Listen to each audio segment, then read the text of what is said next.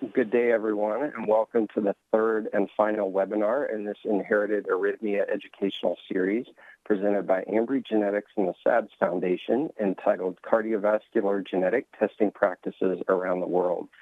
Today, we are delighted to have three world-renowned experts in the clinical and molecular diagnosis of inherited arrhythmia conditions, Dr. Michael Ackerman, Dr. Sylvia Priori, and Dr. Robert Hamilton. The speakers will each give us an overview of their genetic testing approach when diagnosing a patient with an inherited arrhythmia, as well as provide a comparison and discussion of how the diagnostic process differs in each country due to external influences, such as care guidelines, privacy requirements, and third-party payer systems. So without further ado, I'd like to introduce our first speaker and host for today. Dr. Mike Ackerman is the Winland Smith Rice Cardiovascular Genomics Research Professor and Professor of Medicine, Pediatrics, and Pharmacology at the Mayo Clinic in Rochester, Minnesota. He has published over 400 articles and chapters across the continuum of basic, translational, and clinical research, focusing on the cardiac channelopathies, hypertrophic cardiomyopathy, and sudden cardiac death in the young. Dr. Ackerman received his MD and PhD from Mayo Medical School and Mayo Graduate School and completed his residency and fellowship training in pediatrics and pediatric cardiology in Mayo Clinic's Graduate School of Medicine. Dr. Ackerman is currently the president of the Sudden Arrhythmia Death Syndromes Foundation. So, Dr. Ackerman, when you're ready, the floor is yours. Great. Thanks a lot, Benjamin, and welcome everybody out there to this third webinar. And on behalf of the SADS Foundation and with the privilege of serving as its president, I really want to thank the support of Ambry Genetics for this. This is a education around genetic cardiology in general and genetic testing for the heritable channelopathies and cardiomyopathies is critical. The need to increase the genetics IQ of the users of genetic tests has never been more necessary, and I'm delighted to moderate today. The layout for today is Dr. Sylvia Priori is going to get things started with her comments from her experience. You see her bio. She is incredible in many ways. She is one of my dear friends in this field, and I think it's fair to say that we have the privilege of listening to somebody who I refer to as the queen of the cardiac channelopathies. And so we'll have her start, and then after she's finished, we'll have about a 15-minute monologue from a good friend of mine and a veteran in this field, Dr. Robert Hamilton from Toronto Sick Kids. He will then have his comments, and then hopefully we'll have at least 20 to 30 minutes for us to enter into a dialogue with you all as you register your questions. So as you're thinking of a question, please enter them. I will sort of note them, and we will then move into hopefully a very interactive and exciting question and comment session for the balance of our hour. So let me move this over now to Dr. Sylvia Priori. She's in Italy at the moment, so it is about 7 p.m. there. She's going to give us the European perspective, but I think she's fully capable of giving the perspective throughout the entire globe. So Sylvia, and shown are Dr. Priori's disclosures, and we'll let her continue on. So thanks a lot, everyone, and I'll be back after she's finished. Welcome to this conference on webinar. We will be discussing the management of patients with inherited arrhythmias, taking the interesting perspective of the differences from various countries. And in particular, this kind of topic is important because it makes us thinking of the importance of the environmental influence on how we practice our medicine. So first of all, who manages patients with inherited arrhythmias in Europe? These patients in Europe are identified by different kinds of physicians. In several countries in Europe, we have screening systems that are part of our preventive medicine program. In some countries, it is an electrocardiographic checkup at neonatal age in the first days after birth. In other countries, like in Italy, is a strong screening of athletes of any age. So children may be screened when they engage in sport and have electrocardiogram taken. This brings in the picture pediatricians, cardiologists, sports physicians as doctors that identify patients with these conditions. And these patients are usually identified, spot suspected by different physicians, but then the majority of them tend to send the cases to referral centers. The system organized with referral centers in Europe is facilitated by the fact that there is a public healthcare system that actually provides reimbursement whenever the patient goes in the country. So we have no restrictions like, whether the insurance will cover someone from southern Italy to come to northern Italy to a referral center or vice versa. And the same system is in place in the majority of the other European countries. Furthermore, the advantage of having access to referral national centers is guaranteed by the fact that we could easily apply guidelines in the management of patients because the decision is in the hands of the few physicians at the referral center. So if guidelines can be understood and applied by the physicians working at the referral centers, how actually it works that we can keep a consistency in the management across Europe? I think that in this respect, the European Society of Cardiology has had a very important role, not only in inherited diseases, but overall in trying to be an important element that facilitates uniform approach for physicians across Europe.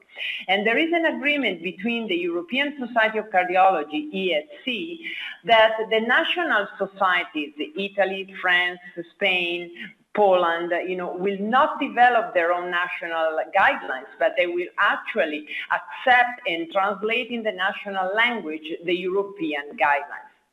There are still an element of diversity by other societies, like, for example, in our field, genetics or sports medicine, that may produce independent documents, and this could create a different perspective that healthily contributes to the fact that the majority of the cardiologists will adopt the guidance provided by the ESC. So this is an example, for example, of the 2015 guidelines for the management of patients with ventricular arrhythmias and for the prevention of sudden cardiac death. This document is the latest document produced by the European Society of Cardiology and has been accordingly translated in the several different languages. There are 50 countries that belong to the ESC. Let's take, for example, an issue like family history that in the guidelines is, of course, considered a very important component of the management of patients with inherited channelopathies. Sometimes in certain countries, and especially in the large countries that will be discussed after my presentation, Canada and US, there is a challenge in getting detailed family history, because of many factors that are social factors, but they eventually influence medical practice. Limited mobility, small size of the countries in Europe provide a major advantage to reach out to family members, collect family history, and collect genetic samples. This, in principle, facilitates the application of genetics to large groups of patients within the same family. Similarly, when we talk about the clinical evaluation, is the same. The important factor here that facilitates in the European system the ability to comply with the recommendations, that is, collect an extensive clinical evaluation, is related to the fact that the healthcare systems that is public provides coverage for the cost of all the different investigations. So when the guidelines recommend a new test, it can be more easily implemented in the system because everything is reimbursed in the same level for all the people throughout each of the countries. So in the 2015 guidelines for the prevention of sudden cardiac death, for example, we have seen a several number of changes as compared to previous vision in the management of the different diseases. And thanks to the fact that now the translation of these guidelines has allowed the possibility to provide all the countries with the translation of this documentation, we have been able to adopt in a broader way the recommendations. So here is an example of the diagnosis of long QT syndrome that is showing the recommendations for the diagnosis in these patients. My slides are jumping. I don't know what is happening. So I hope that the audience is seeing right now the slide that shows the long QT syndrome. And here we can see that there are recommendations of class 1 for the patients that directed to the recording of the electrocardiogram. What has been introduced new in this setting is the fact that we have a cutoff of 480. Previously was a cutoff of 500 in previous guidelines, and the ability of having this recommendation rapidly translated has profoundly facilitated the adoption throughout Europe of these new criteria. When we look at the next disease, that is the short QT syndrome, what we are showing here is the fact that we may have criteria, again, of class 1 and class 2 that can rapidly be made uniform, and especially the cutoff that is less of 340 currently for the diagnosis of short QT syndrome.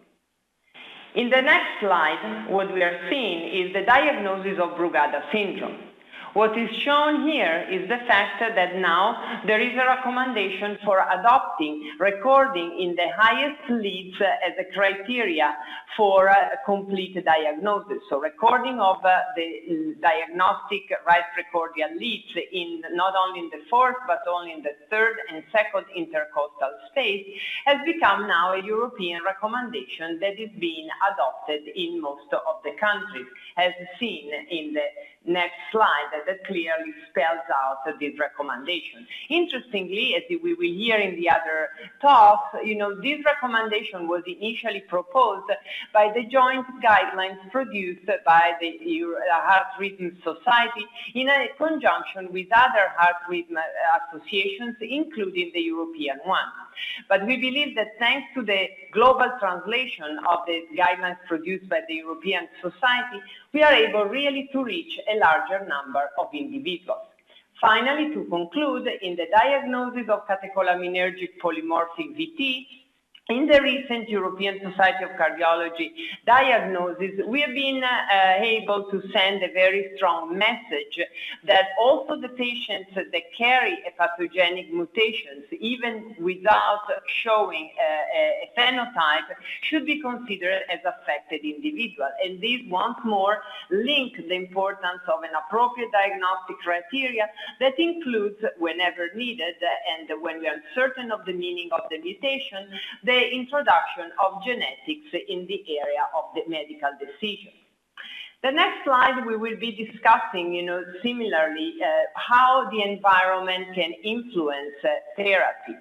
So the challenge to a consistent management among European countries is now no longer in the hands of the willing of the physicians, but on another challenge that comes to the system worldwide, and of course therefore also in Europe, that is related to the variable availability of certain drugs that are very critical for the management of patients with inherited arrhythmias, but may no longer be available on the market for decisions of companies that have withdrawn the drugs from the marketing of drugs being generic but not properly available in the different countries. So drugs like nadolol, that is pivotal for the management of patients with CPVT and long QT syndrome, mexiletine, that is pivotal for the management of patients with long QT3 syndrome to shorten the QT, are facing a strong shortage in selected countries. The other point that we need to keep in mind as a challenge to a uniform management strategy in Europe is the fact that we have differential economies. Some are more advanced, and some have more difficulties in adopting the most expensive therapy. And now let's go to the issue of genetic testing, who performs genetic testing in Europe, and how the healthcare systems influence actually the adoption of genetic testing, the penetrance and the availability in the different countries. Of course, being from Italy, I like to start from my own country. We are organized in a way that public healthcare system covers the cost of genetic screening for all the patients in which a cardiologist or a clinical geneticist finds the need for the request of genetic testing. As you see in the dots here, all the laboratories that can freely provide genetic testing in Italy have to be laboratory accredited with the national healthcare system. So we have no private suppliers of genetic testing for free. We have private suppliers that do it on the private sector of the market that is quite small. Italy is part of the country that adopts the Lisbon Treaty. That is the treaty that prevents discrimination and therefore prevents the legal use of genetic results to deny insurance or to deny rights to patients with genetic diseases. In the next slide, we will see the situation of Spain that is in a way similar to Italy, as all the patients get the coverage of the cost from the public healthcare system. But as you see in Spain, there are private laboratories that can be part of the system of reimbursement from the national healthcare. And the EU treaty from prevention of discrimination is also adopted by Spain. Finally, we go to a different model, quite different in the UK, where the health insurance is covering the cost of genetic testing. But as you see in the big one single dot, there are very few centers that are authorized to perform genetic testing for the national healthcare system. So in the United Kingdom, they have this system where there are referral centers also for genetics. Interestingly, United Kingdom is not aligned with the EU Lisbon Treaty for prevention of discrimination, but they have their own voluntary moratorium that has been agreed between the government and the insurance industry. But anyhow, the system is present to prevent this also in the UK. Finally, we move to the diagnostic approach that is used in the exploitation of the information provided by gene testing and genetic screening. We are moving in an area where the pivotal document that I had the pleasure to co-chair with our leader, Dr. Mike Ackerman, was published in 2011 and is still updated to provide guidance. This document has been very well received in Europe and has inspired national documents that fit the specific aspect of reimbursement in different countries. On the next slide, we see the overall diagnostic approach. So the patients may have a diagnosis that is firmly confirmed at clinical level. In this patient, there is a strong indication for genetic testing. In the patients in which the diagnosis is possible but not definitely confirmed, there is genetic testing that may be considered. This approach is particularly relevant when we talk about the family members, in which if the diagnosis is not confirmed, there is really no need to apply the screening of a mutation that is not certainly associated with the phenotype for genetic testing of the family members. And finally, this is another important slide that comes to this document that we had provided with the group led by Mike Ackerman and the Arrhythmia Associations, where it becomes clear that the value of genetic testing is different. In long QT syndrome, we use genetic testing also to guide not only the diagnosis, but also the prognosis and the selection of therapy. This is not true in Brugada syndrome and in short QT syndrome, and in CPVT only to some extent we can apply the presence of mutations for prognostic indications, but definitely not as well as for long QT syndrome. So when managing long QT syndrome patients, we want to be very careful to exploit the real value, the strong value of genetic testing, and this in Europe has been well received by the scientific societies, the national societies that are enforcing the adoption of this criteria. Finally, which gene should be screened is a big issue. In Europe, we have a privilege for the screening of the most common genes and then have a cascade approach and move to the more rare genes only in a second phase. The other question is, how is genetic screening performed? Which techniques are used? So since there are laboratories accredited with the national healthcare system, some of them have been slower to adopt and switch to next generation sequencing and have been using Sanger methods for longer than what has happened in the private sector. Right now, we are moving, most of the labs are moving to a total transition to NGS, but with panels of different sizes, with some countries preferring to use the key gene first and the screening to the other genes in a second phase, thus trying to optimize the use of resources. And finally, how are results of genetic screening interpreted? This is an important difference. In some countries, the results should be provided only by a genetic counselor. In other countries, the cardiologists are allowed to provide the results to the clinicians and to the patients. Importantly, there are differences in the interpretations where in countries like the UK, where there are few centers that provide genetic testing, it's easier to move towards a uniform system. So the cascade screening is the one that has been preferred in Europe. The result of genetic testing, though, is interpreted with the same approach used worldwide, where genetic testing leads to a classification that has approximately 4 categories, where a mutation with a certain pathogenetic implication is the strongest result. The negative, so no pathogenic variant identified, is the last, but still strong because allows to exclude the presence of a known genetic disease in the family that may still have long QT, but we cannot define of which type. And the complexity, of course, is the category of the variants of unknown significance. Trying to conclude, I think that there are major differences in how the genetic testing and management of these patients is practiced in the different countries that are mainly related but what is available through the national healthcare system and the structural organization. At the level of science and medicine, the national societies are harmonized with the European Society of Cardiology that often is inspired and includes also members in their guidelines development that come from other countries. So the scientific community is pretty aligned, I would say, worldwide. Thank you very much for your attention. Well, Dr. Priori, thank you very much. And we're going to now turn our attention to Dr. Robert Hamilton and his presentation.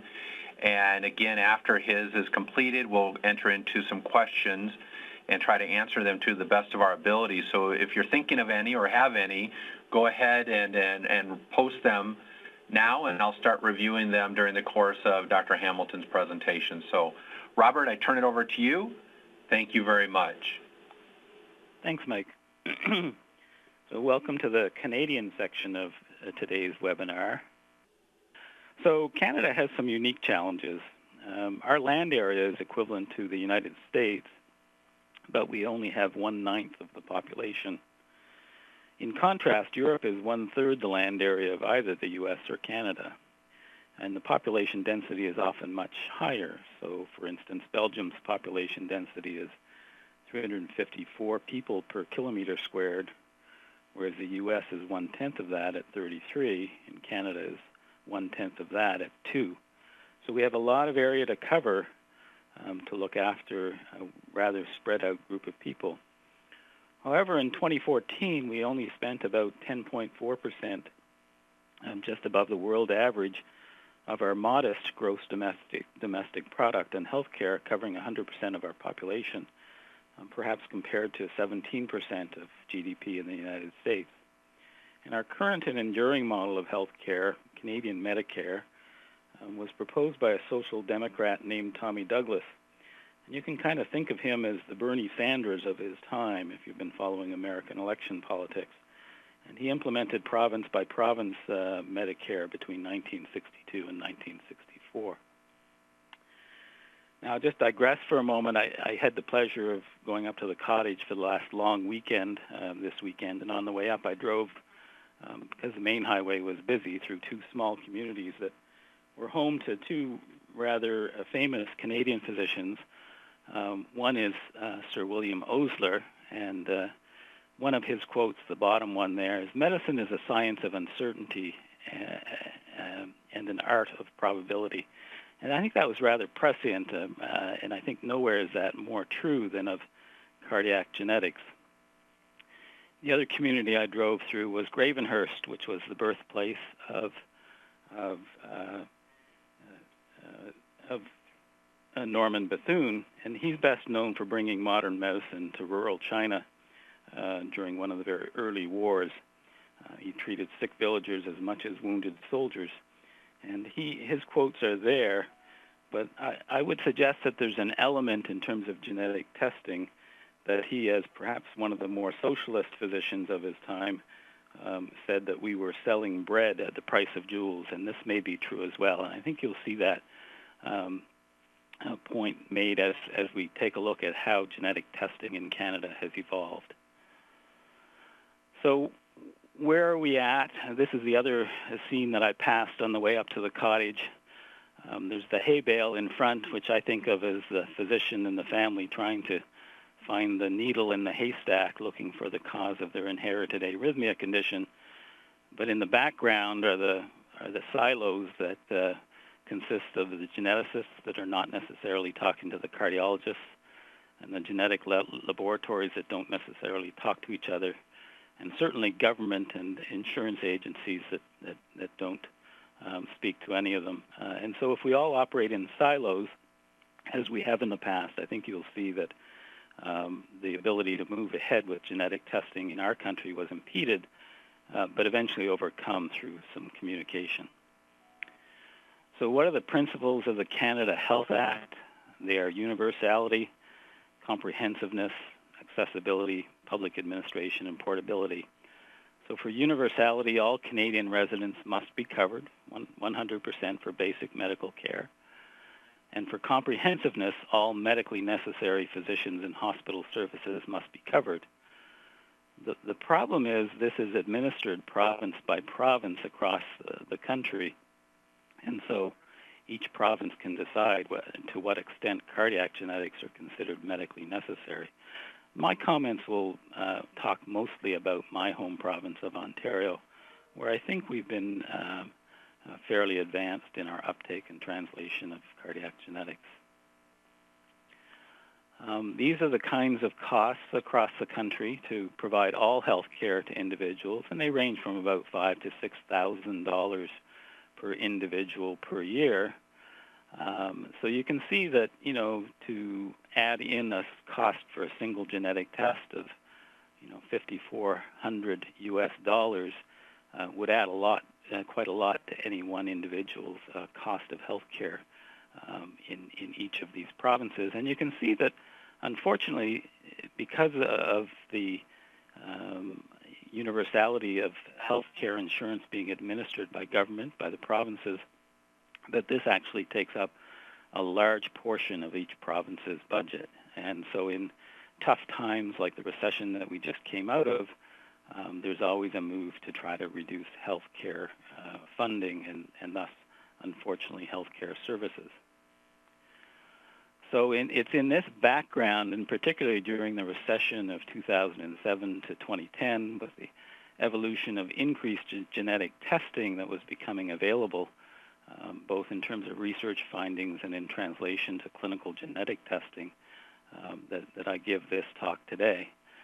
So in 1995, long QT genes were discovered, and I was looking after patients here. I had been for 6 years and was fascinated by the identification of long QT genes to explain the phenotypes in my patients. And so we started banking patients then. And initially, we would send a sample to one of the research laboratories, and it would sit on a shelf, and we would never hear back. So we started storing the samples here and then just sending a portion of the samples. The first clinical long QT gene test came available in approximately 2003, and we devised a system to basically take advantage of clinical testing for long QT syndrome. For right ventricular cardiomyopathy, which was becoming an increasing problem, an increasingly identified problem, there was only a single gene initially provided by Johns Hopkins as a clinical test, and we felt that we wanted to try to expand that, and so we actually participated in the development and translation of research genetic testing in ARVC over to clinical testing. And so a Sick Kids ARVC test panel was developed and listed on gene tests. And then with the advent of the recession and the exponentially increasing cost of cardiac genetic testing, as well as other genetic testing in Canada, the government, particularly the Ontario government, started taking a look at repatriation of testing from out-of-country testing. All of these tests had been sent primarily to the U.S. and sometimes to European laboratories, and started trying to set up to do them in-house in laboratories in Ontario. And this really took two phases, the first one beginning around 2011, and the second one beginning around 2013 to 14, which we're in now.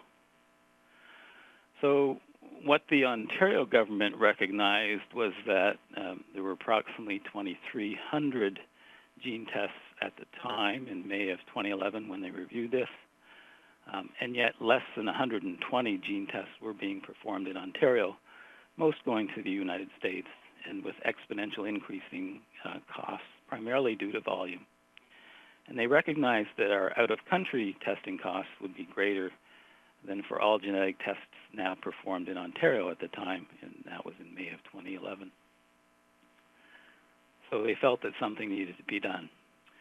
Now, we certainly contributed to that increasing exponential use of genetic testing, and so our routine at the hospital for sick children here became quite streamlined. We would basically select a gene test by the cardiac specialist and the genetic counselor working together.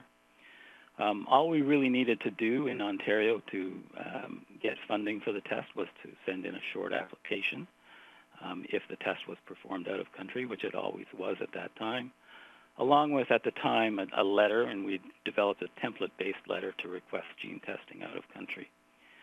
And in addition, many of the companies requested a company consent from the patient. And because we're also a research center, we also like to get research consent. So we would approach the patient with all three of these consents: the consent to apply for funding, the test company-specific consent, and the research consent, and do all of that concurrently, and then immediately send the patient downstairs to have a sample drawn and extracted and banked. And if there was research consent, we'd actually get two samples and split them at the time. Now, we'd wait 2 months to get our approval, and then the sample would get shipped out of country, and then we'd wait another 2 months to get our result, and so within about 4 months we would get our result. We had a contract with province-wide laboratory companies, so the patients didn't have to come here. They could go to their local community, and there were about 100 laboratories spread throughout the province. This ended up in a large biobank, and we maintain that biobank with over 1,000 samples for long QT syndrome and over 1,000 samples for right ventricular cardiomyopathy. And this is the simple form that had to be filled out. It has some patient info, some referring physician info, some recommended lab info, and some payment info. But again, the government recognized that this was becoming increasingly costly to the government, although one could argue that the costs in the long run are compensated by the improvement in care. And so they decided to try to repatriate gene testing They recognized they had 8 molecular genetic labs, 11 cytogenetic labs, and 4 metabolic genetic labs. And they were all funded by the province, yet less than 15% of the tests that were being performed in the province. And so they decided to repatriate 5 tests, one being genomic microarray for congenital anomalies or developmental delay, but the other 4 being all cardiac tests, right ventricular cardiomyopathy, dilated cardiomyopathy, hypertrophic cardiomyopathy, and long QT syndrome. And they wanted to increase the capacity, maintain the quality, but reduce the cost of out-of-country testing. They got an expert panel together with no cardiologists, despite trying to repatriate 4 cardiac tests, but made up of cytogeneticists, molecular geneticists, and clinical geneticists. And they provided a report to the ministry, who then selected laboratories to move ahead with all of this. At the same time, the cardiologists, very similar to Sylvia's presentation, were identifying how we should be using genetic testing in the clinical evaluation of inherited arrhythmia conditions. But as you can see, this was primarily cardiologists with the assistance of our cardiac genetic counselors, but no clinical geneticists on the panel. So again, we have these 2 silos not really talking to each other. And at the same time, we were trying to translate our ARVC research testing over to clinical testing through an NIH program called CETT, which provides clear approval and listing on genetests.org. We had 5 genes and good research results, but there was no provincial remuneration to our clinical laboratory. For us, only our out-of-province country testing that were coming into us were being paid. So this was the initiation of repatriation. At this time, the ministry provided a contract, but provided it to elsewhere, not to our lab. And for ARVC, they only applied it to 3 genes and 1 specific mutation of a 4th gene. So very incomplete testing at the time for this first level of repatriation. The more recent repatriation, which occurred in 2013 to 14, now provides for very good in-province panels for all of the inherited arrhythmia conditions. And it's actually not very often now in the last year or 2 that we need to send samples out of country. So other things happened in terms of access to testing. For a while, the province suggested that only medical geneticists should be able to send off genetic tests, but we managed to turn that around by working with our genetic counselors involved in cardiac care, and this was quickly reversed. Another problem that we had was that related to decedent testing, and so the government, in terms of trying to reduce costs, began refusing health insurance. They had the right to do so because health insurance does die with the resident, but for many years they had overlooked this issue in terms of helping us try to provide answers for families and for cascade screening of related individuals. But with budget issues in 2010, again, the bureaucrats withdrew this process and enforced the rules. So we moved over to the Ministry of Justice, which looks after the post-mortem evaluations and autopsies of patients, and they began sending genetic tests instead. So the money was still being paid, but it was just being paid out of a different silo. Now the Ministry of Health has agreed that they may send genetic tests on decedents upon request and with approval. The other thing in Canada is that there are currently no patient protection for genetic tests. There is no Genetic Information Non-Discrimination Act in Canada. However, there is a universal free health care coverage, and there are no direct employer contributions.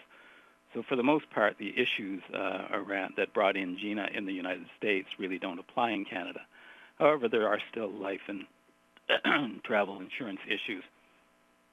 And currently, we're still the only G7 country that doesn't protect genetic test information. But this should change shortly with the passage of a bill in front of Parliament at present. So the remaining problems, there are still some administrative silos that are measuring cost but not benefit of genetic testing. The real problems are the limited proportion of individuals or families with identified genetic causes for many conditions. probably only about 1/3 of patients with ARVC can have an identifiable gene, similar for Brugada syndrome and other of these conditions. And then finally, as Sylvia suggested, there's this problem of what to do with variants of uncertain significance. So I would suggest, as a last slide, that there are some potential solutions. One possibility would be for better phenotypic data to be provided with the sample. One could discount genetic testing if research consent and phenotypic information was provided. This discount could be offset by research grant payments for genotypic data with phenotypic data, very similar to what Medicare in the United States currently requires for ICD registry data. And this would provide disease-specific biobanks and sequence data to assess the generalizability of novel disease gene discoveries. And it might also provide the opportunity to identify even family relationships anonymously through techniques such as estimation of recent shared ancestry. So that's my presentation of gene testing in Canada. There are still challenges in cardiac genetic testing related to working in silos, profit versus budget motives, and particularly around the interpretation of results. But these may well be overcome through communication and collaboration. Thanks very much. Thanks a lot, Dr. Hamilton. And that our time is now open for your questions for the three of us to try to address. Obviously, time doesn't permit me to comment on the superiority of the American way. Just kidding. But there are some key differences. You heard the approaches and the issues in Canada. You heard the various approaches in Europe of the one system United Kingdom way versus the multiple public routes for genetic testing and the hybrid public and private. And those who are in attendance, the participants, the 70 or so listed, many of you may be from the United States, and you know that our issue is very different, where we can have any physician of any rank, of any specialty, order any genetic test that he or she would like, with or without the assistance of our genetic counselor colleagues, choosing to tap into any of a number of private fee-for-service genetic test companies. In the space of cardiac genetic testing, we probably have no less than a dozen companies, including one of the sponsors of today's webinar, Ambry, for us to choose to utilize. As we're all aware, and I think both Dr. Priori and Hamilton mentioned, the adjudication of the variant is really become of critical importance, and this really isn't a new issue. For example, Sylvia Priori and I warned of this now many, many years ago, that variant adjudication and deciphering between the pathogenic mutation versus an innocuous variant, albeit rare, and perhaps albeit really rare, was going to be the key. And we now realize that the quality of variant interpretation is variable throughout the world and heterogeneous at best. And so we have significant challenges, whether we're talking about the United States or the land mass north of us or across the pond. So those are just some overarching comments of the American system. And we have one question posted. Please post others and start sending them in. But the first one that's sent our way states that many family members have been clinically diagnosed with long QT syndrome by cardiac tests. All the gene tests have been negative. 3 of the family members have also had seizures. The individual states that her genome has been run twice, and that a well-known long QT aficionado, Dr. Michael Vincent, felt that this family's long QT type would be eventually discovered. Are there any new testing methods on the horizon? And I think this question is a really important one. It emphasizes or showcases the value that Dr. Priori talked about of having that family be part of a referral center that specializes in these diseases, so that when and if we get a genetic test back that's negative, first of all, the cardiologist should never be surprised by a negative genetic test. It'll be negative in 20% of our long QT patients. It'll be negative in over half of the ARVC patients that Dr. Hamilton was talking about, and that when we encounter a family who clearly has the disease, but whose genetic test is negative, that they can be routed to a research effort to try to discover that family's root cause. And there are indeed new testing methods on the horizon. If you're in Europe, you should be reaching out to Dr. Priori to try to find the cause. If this person is from the United States, we would be happy to partner with you. And it starts with obtaining a phenotype, figuring out who exactly in the pedigree has this disease, and if many individuals do, taking advantage of the power of comparative genomics to take those individuals through a genomic sleuthing exercise, whether it's the entire genome or a subset called the whole exome, and see if those phenotype positive individuals share anything of interest together, and then trying to build a case for that family's disease causative mechanism. And with this strategy in place, many of the minor genes for these various diseases have been discovered. And so that family who really has the disease should not give up, should partner with a center of excellence who wants to find their cause to take advantage of the latest genetic strategies. We don't have another question yet, so I'll ask my colleagues, Drs. Priori and Hamilton, maybe start with you, Sil, if you have anything that you would add for this question.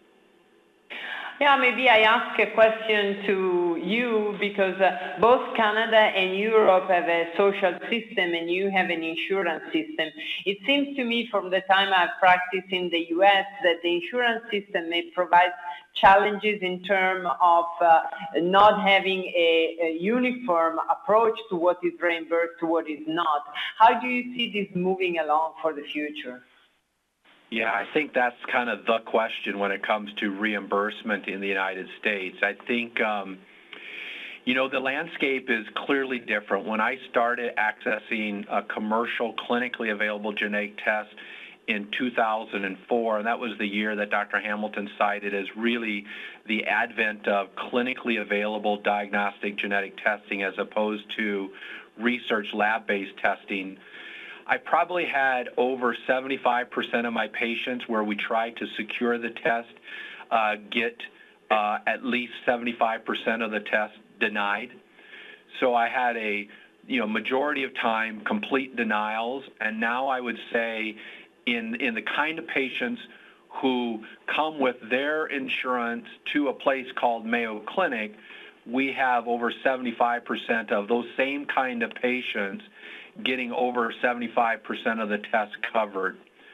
So among the same clientele, if you will, there's been a significant uptake in genetic test reimbursement in a view among all of the different insurance providers, whether it's Blue Cross Blue Shield or WellPoint or Aetna or really any of the major private insurers, of an increased recognition that there is value in the genetic test for these kind of genetic heart conditions, that they are not simply investigational tests. So we've seen a changing landscape, but I think one of the threats to it that's emerged is, and Robert pointed this out in Canada, the insurers would rather not pay for things, and including the countries, they would rather not pay for things if they could get away with not paying for them.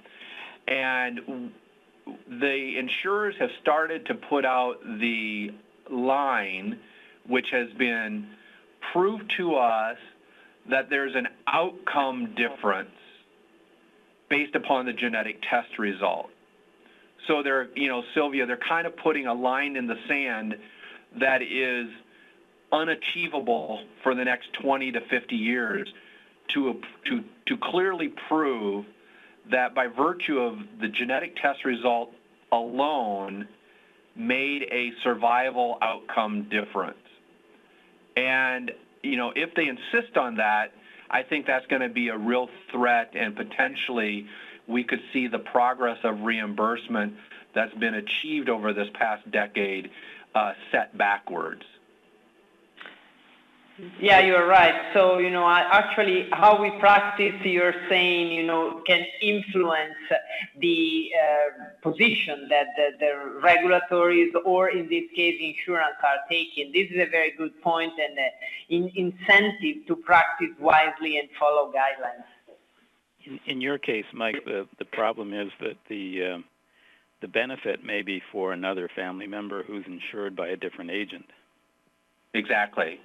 And the benefit, as you know, it's really hard to measure the near-miss collisions that might have occurred without that. So the individual who got the simple counseling of what drugs never to get, you never know whether that piece of information had a transformative, life-saving impact, because we can't do a parallel cloning exercise. And so it's really hard to measure, the avoidance of near tragedies. Well, another question has come through, and I think we can generalize it. It's specific to Mayo Clinic. The individual is asking, how do you find out if my decedent's son's blood was tested at the Mayo Clinic? It was submitted in 2003.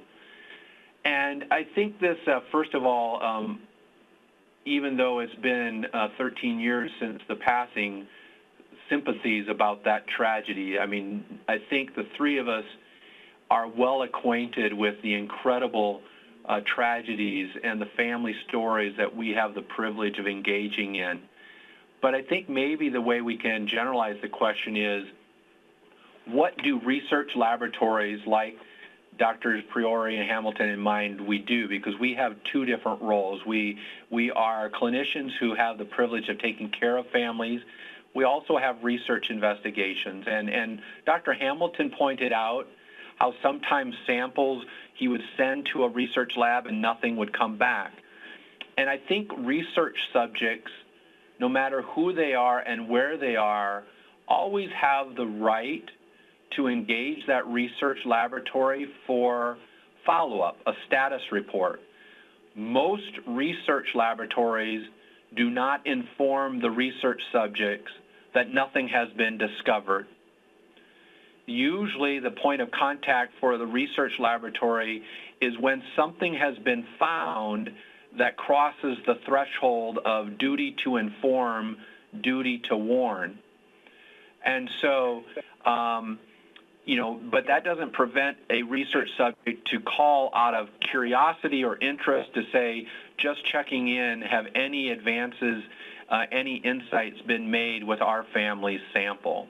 That's how we would approach that. We would welcome that call, as long as that there's an understanding that as soon as a sample heads to a research laboratory, there actually needs to be a research subject expectation that perhaps nothing will ever be found. Yeah, in this respect, we are not allowed to send samples collected in the clinics to research labs.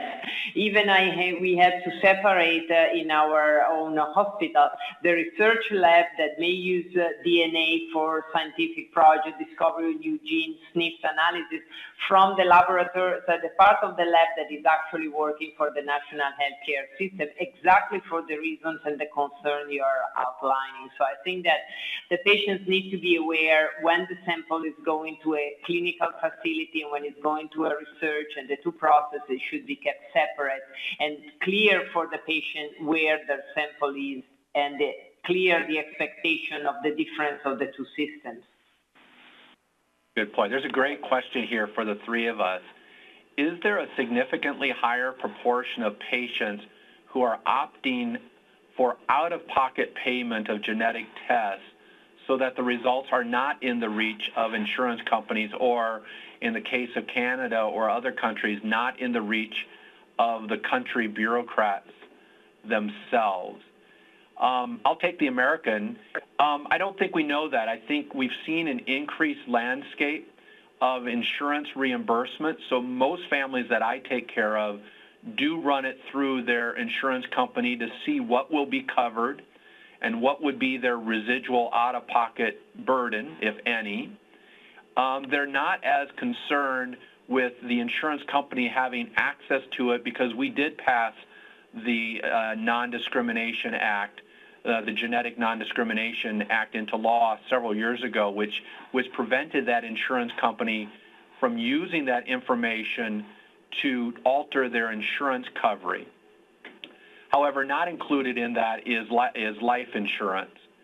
So I would say the minority of my patients choose to pay it solely out of pocket with the goal that therefore the insurance company doesn't see the result. Robert, are you seeing any change in Canada where some individuals are saying, you know, we want to pay for this and we want the result to be in a black folder so that Canada doesn't see my genetic test result? Yeah, for the most part, no. What we tend to run into is our families who will choose to delay their testing, go out and secure their life insurance, and then once their life insurance is secure, come back for their testing. How about you, Dr. Priori? I don't think that we see a lot of requests of confidentiality and concern, probably because the patient feels reassured by the fact that the insurance is not insurance for health that is so challenging for the Italian citizen because of the healthcare system. So they are more concerned on discrimination in schools, in practicing sports activities, a topic that you know very well, that maybe the kids, because they have been screened or found with a variant of unknown significance, may be excluded from sports in school. But I wouldn't say that is a major concern, that the fear that the genetic testing becomes known and leads to major consequences. Yes, well, we've reached the top of the hour, which is timely because my computer, for whatever reason, just went completely black. So we could potentially take one additional question, but I can't see it. So maybe our WebEx moderator, who's done a great job today, is there a question that you could read for us? And the three of us will take one additional question before we say goodbye for now. I do see one question here. How far away are we from testing hair or DNA from Parafi sample from a deceased 10 years ago? My son, SCD, I and daughter, clinical LQTs, can't find gene even on extended panel. Yeah, so I think, Dr. Hamilton talked about the issues with coverage for doing a molecular autopsy, but this brings about an important issue, which is our difficulty to even start a genetic investigation of a tragic sudden death case with improper procurement of sample that's not DNA friendly. And so rather than trying to get better at extracting analyzable DNA out of paraffin-embedded tissue, I think all of us have been working on trying to have the various medical examiners, forensic pathologists, coroner systems throughout the world obtain tissue at the time of the sudden death investigation that will be DNA friendly. And so working with them to procure a blood sample or blood on a filter paper card or freeze a piece of tissue that would lend itself to a molecular postmortem genetic test. Having said that, there have been some breakthroughs where the various process of next generation sequencing platform, which fragments the DNA, can be taken advantage of with the paraffinization process. So although we would rather not start with a source of paraffin-embedded tissue, we and others have been getting reasonable DNA of decent quality to start that investigation. So we used to say, sorry, we can't even work with it. now we say we'll accept that paraffin sample and do our best to see if we can get decent DNA extracted. Robert or Sylvia, any final comments on the aspects or some things about postmortem genetic testing? Yeah, I think that it's maybe interesting to clarify the fact that the families very often request the screening from hair that they take from the deceased as a sample for memory. And the point there is that those hairs do not contain the bulb, obviously. They cut with the scissor, and therefore it's impossible to use them for genetic testing. And this disappoints very often the families that they have that hope that the hair can be used. And I agree with you that the paraffin samples are tough to use, and there is also the concern of some not reliable results obtained, false mutations and so on. So yes, they may be used, but I think it's always quite challenging the relying on the results.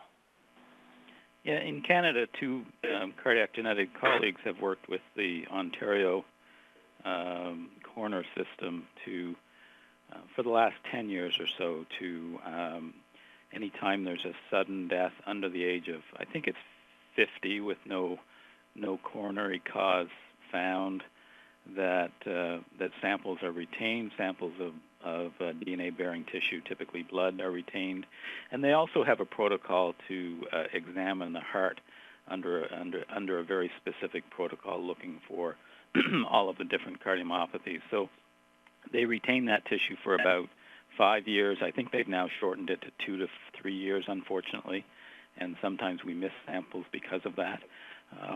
We've offered to continue to bank those samples if the families request and the coroner is going to release the sample or discard the sample. Well, great. Well, we passed the top of the hour, and I want to thank Dr. Hamilton and Dr. Priori for taking the last 90 minutes out of their schedule for this, and our 70-some participants for your past hour. I hope you found it valuable.